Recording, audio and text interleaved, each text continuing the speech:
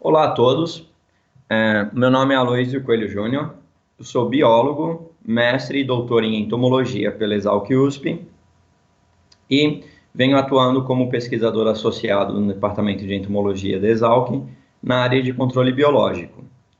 Então, no curso que vocês estão fazendo, vocês aprenderão o que é o controle biológico.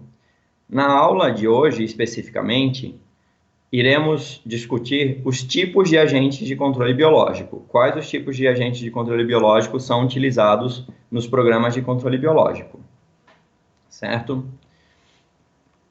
Então, o que é controle biológico?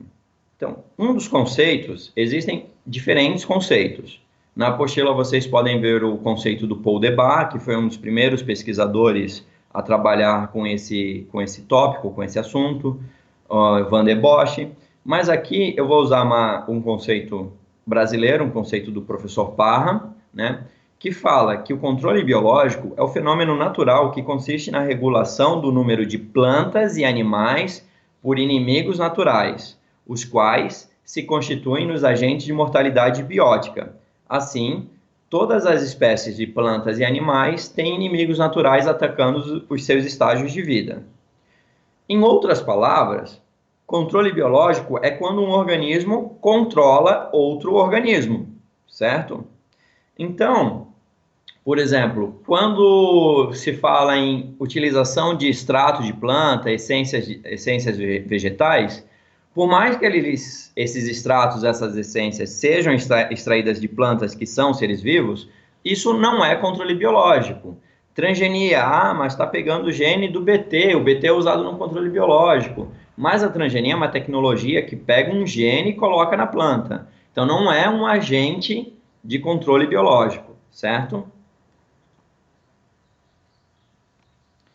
Então, os agentes de controle biológico, aqui nessa foto, slide 7, vocês podem ver que existem os micro-organismos, que são aqueles agentes de controle biológico que são a gente a olho nu, a gente só vê eles depois que eles esporulam, depois que eles crescem no organismo.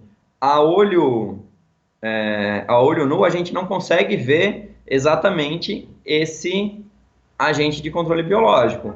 Então, esses agentes, os micro-organismos, são fungos, bactérias, vírus e nematóides, certo?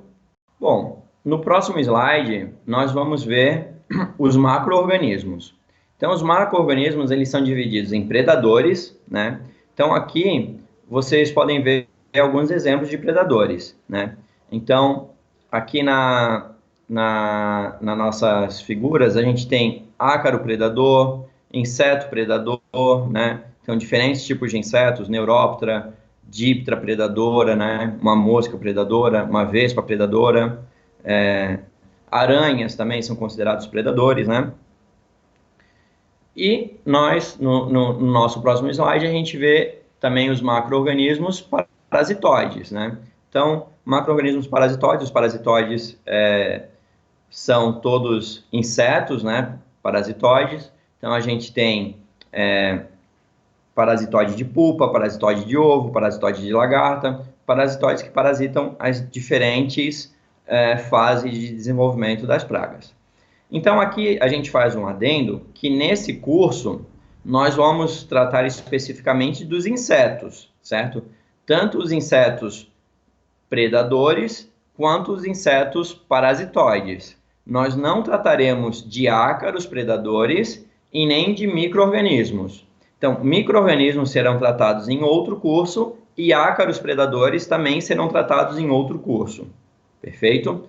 Nesse curso, fica claro que só trataremos de insetos predadores e insetos parasitoides. No nosso próximo slide, a gente vê outros agentes de controle biológico que às vezes são pouco lembrados. Por exemplo, aves.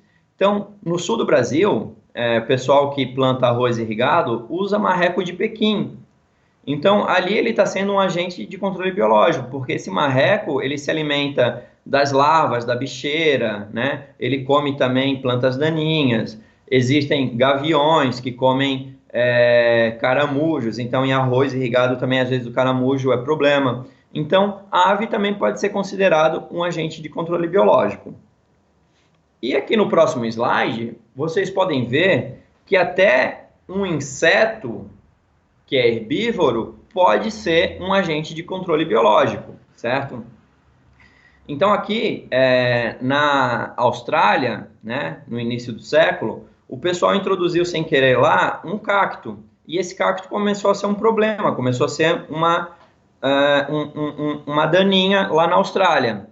Então o que eles fizeram? Eles foram na Argentina, que era o local